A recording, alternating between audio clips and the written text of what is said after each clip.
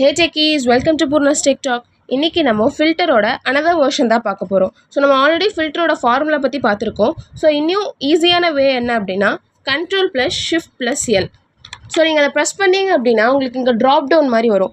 So இங்கே போய் நீங்கள் வேணுங்கிறத ஃபில்டர் பண்ணி எடுத்துக்கலாம். இப்போ எனக்கு எக்ஸ்பீரியன்ஸ் வந்துட்டு 2 years மட்டும் போதும் அப்படின்னா ஸோ அந்த ட்ராப் டவுனில் போய்ட்டு 2 years கொடுத்து ஓகே கொடுத்தீங்க அப்படின்னா அந்த 2 years எக்ஸ்பீரியன்ஸ் இருக்கிறவங்களோட டீட்டெயில்ஸ் மட்டும் தனியாக ஃபெச் ஆகி வந்துடும். ஸோ இப்போ எனக்கு இந்த ட்ராப் டவுன் வேண்டாம் அப்படின்னு நினச்சிங்கன்னா same formula Ctrl + Shift + L கொடுத்தீங்க அப்படின்னா அந்த ட்ராப் டவுன் போயிட்டு நார்மலாக பேக் டு யார் டேபிள் வந்துடும். ஸோ மறுபடியும் Ctrl + Shift + L கொடுத்துட்டு இப்போது சிட்டியில் உங்களுக்கு வந்துட்டு கோயம்புத்தூர் மட்டும் வேணும் அப்படின்னா கோயம்புத்தூர் செலக்ட் பண்ணிட்டு ஓகே கொடுத்தீங்க அப்படின்னா அந்த கோயம்புத்தூருக்கான டீட்டெயில் மட்டும் தனியாக வந்துடும். ஸோ மறுபடியும் நீங்கள் Ctrl + Shift + L கொடுத்தீங்க அப்படின்னா பேக் டு ஃபார்ம் வந்துடும்.